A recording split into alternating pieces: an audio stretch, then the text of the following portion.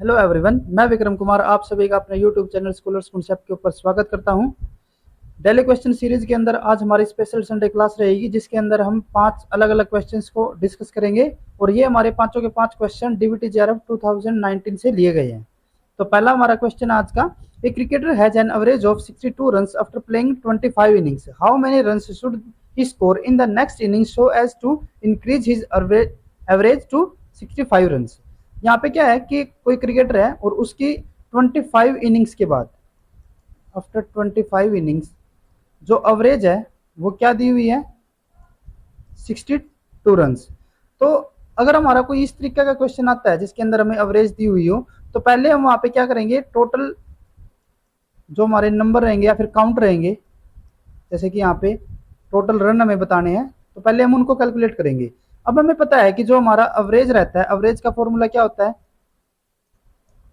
Total count या फिर यहाँ पे जैसे कि run divided by total event, यहाँ पे जैसे कि इनिंग हो जाएगी। ठीक है, तो यहाँ पे एवरेज कितनी दी हुई है, 62 रन। टोटल काउंट यानी कि टोटल रन हमें बताने हैं कि उन्होंने 25 इनिंग के बाद टोटल इनिंग कितनी हो गई हमारी 25 कि 25 इनिंग के बाद उसने टोटल कितने रन बनाए हैं। तो उसके लिए हम क्या करेंगे, अब इसको यहाँ पे ले जाएंगे, तो जो टोटल रन होंगे हमारे वो कितने आ जाएंगे, 62 इंटू 25, और ये हमारा हो जाएगा, अगर हम इसको सोल्व करेंगे तो 1550, यानी कि उसने आफ्टर 25 इनिंग टोटल रन कितने बनाए हैं, ये हो जाएंगे हमारे 1550। ठीक है, देन उसके बाद आगे इन्होंने क्या पूछा है,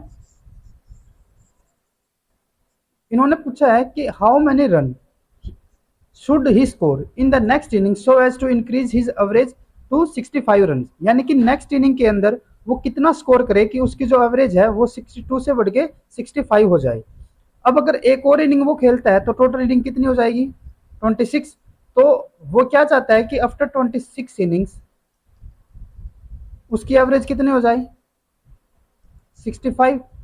और अगर 65 उसकी एवरेज हो जाती है तो यानी कि आफ्टर 26 इनिंग्स उसको कितने रन बनाने पड़ेंगे, वो भी जैसे हमने फॉर्मूला निकाला था एवरेज के लिए, हमने क्या किया था, total run divided by inning, जितनी भी इनिंग्स थी। तो अगर हमें रन निकालने हो तो हम क्या करेंगे, एवरेज और इनिंग्स को मल्टीपल कर देंगे, यानी कि अगर हमें 26 इनिंग के बाद टोटल रन बताने हो तो कितने रहेंगे वो, 65 इंटू 26, और ये हमारा हो जाता है 1690। ठीक है, यानी कि उसको अपनी एवरेज 26 इनिंग के बाद अगर 65 रखनी है तो उसके टोटल रन कितने होने चाहिए, वो होने चाहिए 1690। और अभी उसके कितने रन है, 25 के बाद उसके हैं 1550, और उसके बनाने कितने हैं, इतने। तो यानी कि जो उसकी 26 इनिंग होगी उसके अंदर उसको कितना स्कोर करना पड़ेगा, 0, ये हो गया 4, ये हो गया 1, यानी कि 140। तो हमारा जो सी ऑप्शन है यहाँ पे करेक्ट रहता है। देन उसके बाद क्वेश्चन नंबर 17, इसके अंदर एक सीरीज दी हुई है और हमें नेक्स्ट नंबर बताना है कि क्या रहेगा। अब ऐसा हमारा क्वेश्चन एक बार पहले भी आया था, तो उसके अंदर हम सबसे पहले क्या करते हैं कि हम दो कॉन्जिक्यूटिव नंबर्स के बीच का पहले डिफरेंस नोट करते हैं कि कितना कितना डिफरेंस आ रहा है। अगर हम एक और एक इन दोनों के बीच का डिफरेंस देखें तो कितना आ रहा है, 0। ठीक है, देन उसके बाद अगर हम 1 और 2 का डिफरेंस देखें तो हमारा आ रहा है 1, 2 और 3 का कितना आ रहा है, 1। देन उसके बाद इन दोनों का कितना डिफरेंस आ रहा है, 2। देन इनके बाद 3, इनका 5, और इनका हमारा कितना आ रहा है, 8। तो हमारे डिफरेंस क्या रहे हैं, 0, 1, 1, 2, 3, 5 और 8। अगर हम इसको यहाँ पे मैच करके देखें या फिर इनके बीच में कोई सिमिलरिटी देखें, तो यहाँ पे अगर हम देखें तो हमारा नेक्स्ट इन दोनों के लिए जो डिफरेंस आ रहा है वो हमारा ये नंबर आ रहा है 1। फिर उसके बाद अगर हम इन दोनों का डिफरेंस देखें तो वो भी हमारा क्या आ रहा है, इससे पहले वाला प्रीवियस नंबर आ रहा है। देन उसके बाद अगर हम 3 और 5 का डिफरेंस देखें तो वो भी हमारा प्रीवियस नंबर आ रहा है।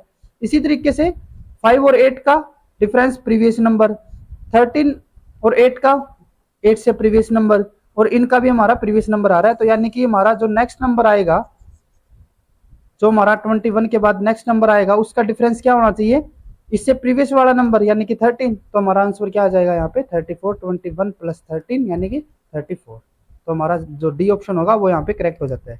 देन उसके बाद क्वेश्चन नंबर 18, यहाँ पे क्या है, 80 buffer contain 200 micromolar trees and 550 millimolar EDTA gives the stock solution 0.5 molar trees and 0.5 molar EDTA. Volume of stock solution required to make 1 liter of buffer solution are respectively. ऐसा हमारा पहले भी question आ चुका है। तो इसके अंदर हम क्या कर रहे थे, एक हम मानते थे स्टॉक सॉल्यूशन और दूसरा हमारा होता था वर्किंग सॉल्यूशन। तो अगर हम पहले बात करते हैं ट्रिस बफर की, तो ट्रिस बफर के अंदर जो स्टॉक सॉल्यूशन है वहां पे हमें क्या दिया हुआ है, जो स्टॉक सॉल्यूशन है, स्टॉक सॉल्यूशन के लिए ये रही हमारी कंसेंट्रेशन। तो यहाँ पे हमें मोलारिटी दी हुई है, मोलारिटी कितनी दी हुई है 0.5 मोलर। ठीक है, अगर हम इसको मिलीमोलर में कन्वर्ट कर लेते हैं तो ये हमारा क्या आ जाएगा 500 मिलीमोलर।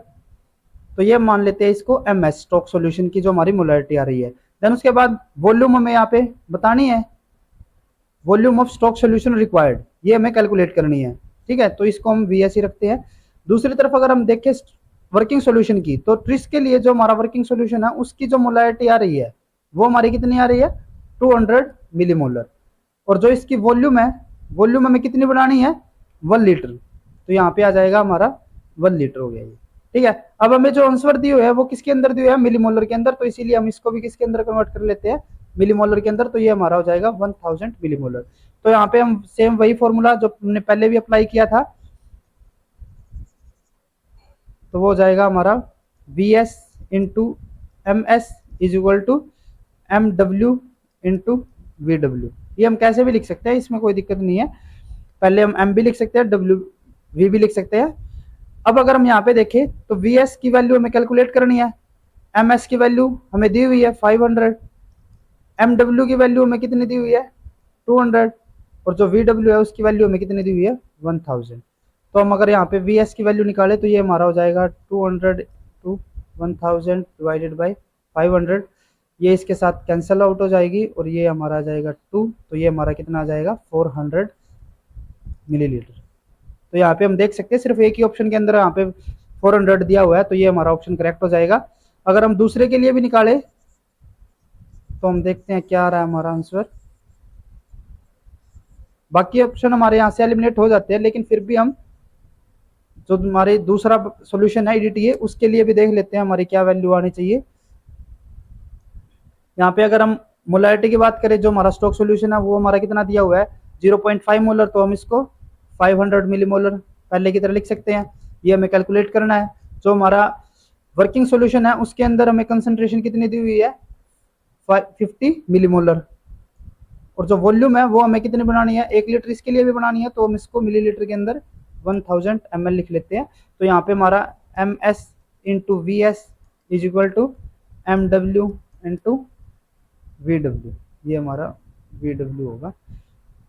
तो अगर हम यहाँ पे VS की वैल्यू निकाल रहे हैं तो पहले हम इन दोनों को मल्टीपल करेंगे, तो ये हमारी कितनी वैल्यू आ रही है 50 इंटू 1000, और ये हमारा इस तरफ जाके डिवाइड हो जाएगा, तो ये हमारा 500, इसको हम कैंसिल आउट कर देते हैं तो ये हमारा हो जाएगा 2, तो ये हमारी वैल्यू कितनी आ जाएगी 100 ml। तो हमारा फर्स्ट ऑप्शन ही करेक्ट होगा यहाँ पे। देन उसके बाद नेक्स्ट हमारा क्वेश्चन आता है क्वेश्चन नंबर 19। इसके अंदर क्या है कि a boy appear for a test and score 35% but fails by 10 marks.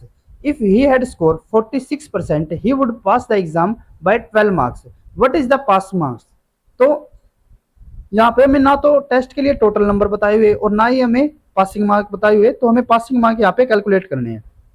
Suppose हम लेके चलते हैं कि जो टोटल मार्क्स है वो है यहाँ पे x, और जो पासिंग मार्क्स है वो यहाँ पे हम मान के चलते हैं p। तो अगर हम फर्स्ट इक्वेशन के हिसाब से चले, फर्स्ट इक्वेशन में क्या दिया हुआ है कि स्टूडेंट ने 35% स्कोर किया है, तो हमारे अगर टोटल मार्क्स x है और उसने 35% अगर स्कोर किया है तो यानी कि ये हो गया, तो वो पासिंग मार्क्स से कितने कम रह रहे हैं 10 मार्क्स कम रह रहे हैं, तो यानी कि जो हमारे पासिंग मार्क्स है उससे 10 नंबर वो कम रह रहा है अभी भी, अगर वो 35% टोटल मार्क्स का स्कोर कर रहा है। तो अगर हम इसको सोल्व करें तो ये हमारा हो जाएगा 35 divided by 100 is equal to p minus 10, और ये हो जाएगा हमारा 0.35, ये हमारा 0.35 आ जाएगा। और अगर हम इसको मल्टीपल कर देते हैं तो ये हमारा x, और इसको अगर हम इस तरफ लेके आए तो ये हमारा हो जाएगा 10। ये हो गए हमारे पासिंग मार्क्स। ये हमारी इक्वेशन 1 हो गई। देन उसके बाद एक और इक्वेशन यहाँ पे दी हुई है। सेकंड इक्वेशन में क्या बोल रहा है कि अगर वो 46% स्कोर कर लेता है, तो यानी कि x स्कोर का वो 46% मार्क्स ऑब्टेन कर रहा है, तो ये हमारा 46 इसी तरीके से हमारा डिवाइड हो जाएगा ये 100। तो जो उसके पासिंग मार्क्स है उससे वो कितने नंबर ज़्यादा ले रहा है? 12 मार्क्स, यानी कि पासिंग मार्क्स से 12 नंबर ज़्यादा आ रहे हैं। तो अगर हम इसको सोल्व करें तो ये हमारा क्या हो जाएगा? 0.46 हो जाएगा अगर हम इस इक्वेशन को सोल्व करेंगे तो। और इसको अगर हमने x के साथ मल्टीपल कर दिया तो यहाँ पे x, 12 को इस तरफ लेके आएंगे तो -12, तो ये हमारा हो जाएगा पासिंग मार्क्स। तो हमारे पास यहाँ पे दो इक्वेशन आ चुकी है। फर्स्ट इक्वेशन के अंदर हमें क्या दिया हुआ है? 0.35x plus 10 is equal to passing mark, और दूसरा हमारा ये वाला। तो अगर हम फर्स्ट इक्वेशन और सेकंड इक्वेशन को इक्वली रख देते हैं, क्योंकि यहाँ पे हमने दोनों के अंदर क्या निकाले हैं? पासिंग मार्क्स ही निकाले हैं, तो हमारा क्या आ जाएगा? 0.46x minus 12 is equal to, ये हमारा पासिंग मार्क्स है, यहाँ पे भी पासिंग मार्क्स है, तो हम इस इक्वेशन को यहाँ पे रख सकते हैं 0.35x प्लस 10। ठीक है, तो अब हम इस इक्वेशन को एक बार सोल्व करते हैं।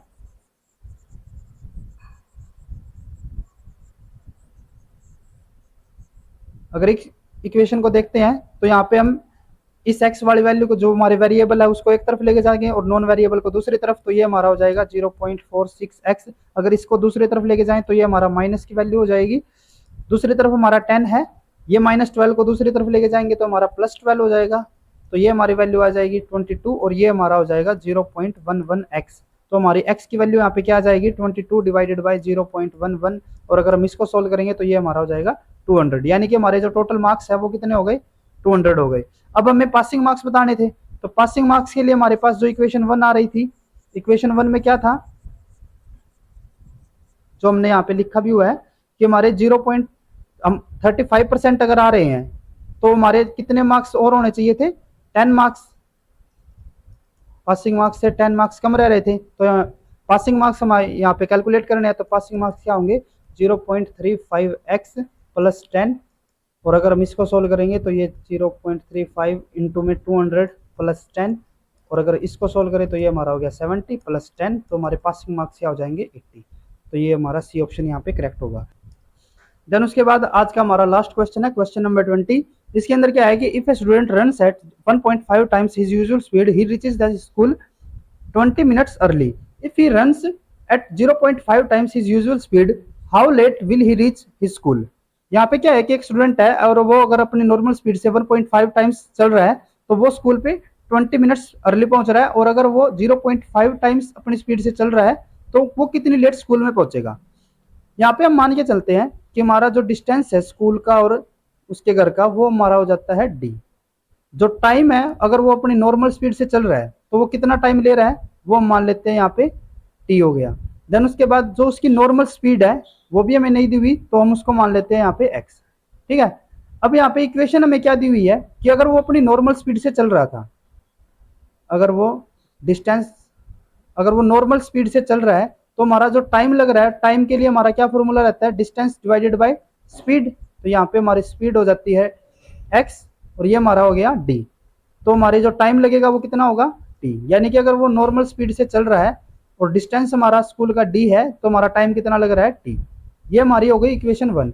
देन उसके बाद अगर हम वो स्टूडेंट अपनी स्पीड से 1.5 टाइम्स ज़्यादा चल रहा है, यानी कि अगर नॉर्मल स्पीड उसकी x है, तो अगर वो 1.5 स्पीड से चल रहा है तो ये क्या हो जाएगा? 1.5x। तो हमारा जो टाइम है, अगर वो नॉर्मल स्पीड से 1.5 टाइम्स स्पीड चल रहा है तो उसका जो टाइम लग रहा है वो कितना लग रहा है? अब 20 मिनट्स कम।